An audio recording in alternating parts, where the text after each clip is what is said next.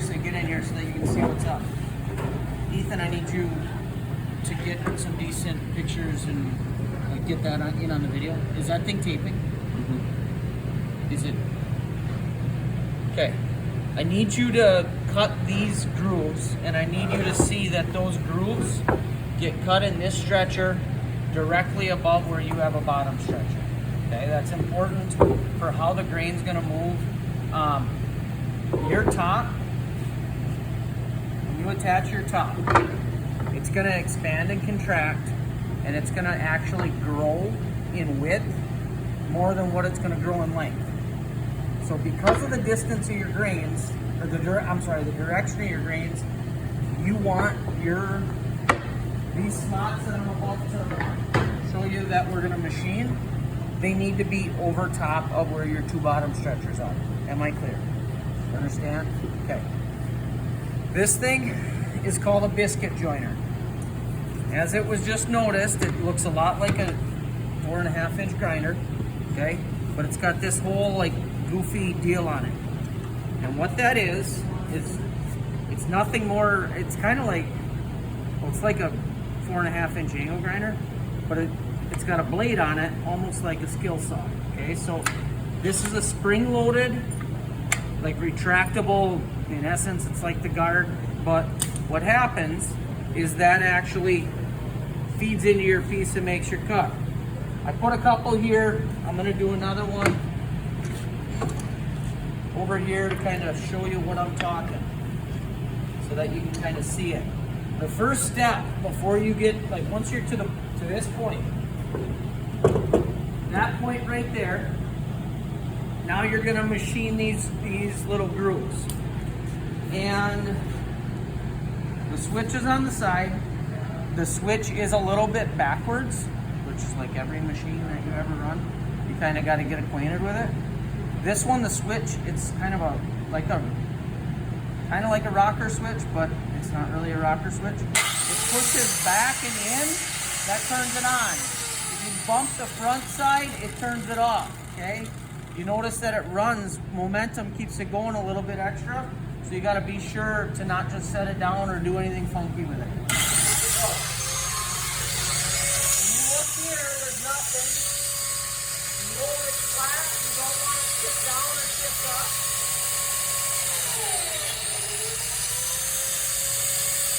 Let it go in, let it come out. And when it's done, you're gonna be left with a slot like that. What did I say that thing's called? A biscuit what?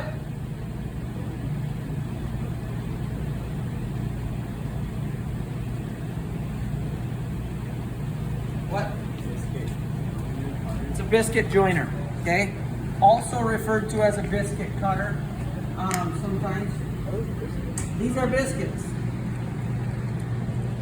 So, what happens is if we were gonna glue pieces edge to edge, okay? In here, most of the time we just go edge to edge with glue. But what you can do is you can cut that slit in that one and this, and then it would also cut into this. The time that we use these the most is when we have wide glue ups, and it's really important that they're exactly the same height. So then what happens, you can grab one of these and look at it, get a feel for what you're dealing with. But what happens is, come on over so that you can kind of see what I got going, is it slides into this half. So what you do is you put glue in there and it would slide in here. And then when you take another one that's also machined, put it together, you now have kind of a mechanical fastener in with your glue. Does that make sense? You good on that? Okay. We are using this differently. You are using this, these are called table hold down. Just table hold downs. I'm gonna steal this one. If I do one or two in this, that's fine. Okay. So what's gonna happen is you're gonna put it on the table, plug in your biscuit joiner, and here's what's gonna happen. You're gonna put it tight to the corner, and you're gonna make sure that it's sitting flat, not tipped down, not tipped up, and then you're gonna run it in till it stops and pull it back out. process. Just what I did here, you're gonna do this here. Normally I take a foot, don't stand with all your pressure. I don't want you breaking your stretcher off. Just do like that. Now kind of after you will squeeze with my hand a little bit.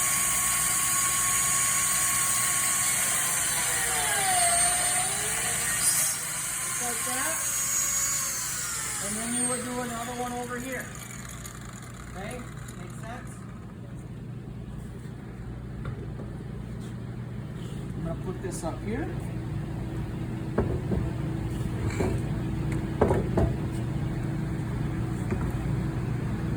I can show you how to make 4 of them when it's served its purpose to just do one of them.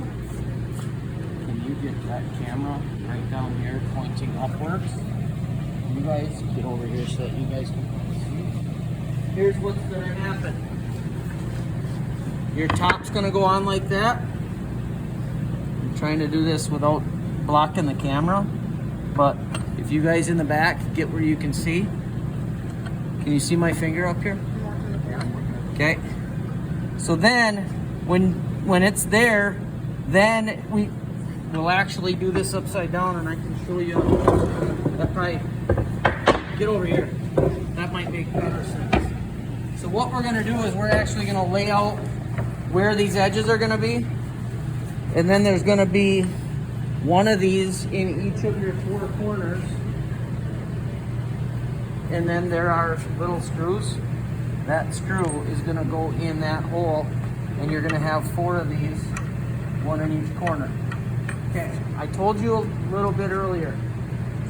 Your piece, okay, what do we call that when our wood moves? I talked about it.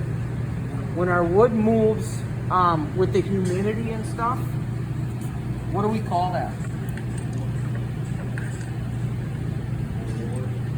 Nope, not necessarily warping. Expansion and contraction. Okay? When it grows or when it shrinks, it's expanding or it's contracting. Think about like an ice cube. Okay? When it freezes, it grows, right? When it thaws, it shrinks. So what happens to this in January right now? This wood shrinks because there's less moisture in here. Anybody's fingers get cracked, stuff like that, less moisture in here. In July, on the other hand, humidity is higher. All those little grains swell up a little bit. So what happens is this piece, with the grain running this way, grows more that direction. It will not grow much for length. It grows a lot from side to side. So if you were to measure it very precisely today, and then measure it again in like July, it's going to grow. Does that make sense?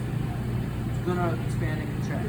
So by having these clamps here, that allows it to move a little bit, but it doesn't blow the whole thing apart. If we were to screw this directly, and we were to use Kreg jig holes and run those in there and there and there and there, chances are it's going to blow itself apart. I've had that happen on students that we've done that we have Kreg jig different things through the years, and that's why we go this route. Make sense? Questions on any of that? Okay, that's attaching the top. Now we're attaching this bottom shelf. I'm going to try and make this short and sweet. Actually, you can hit stop.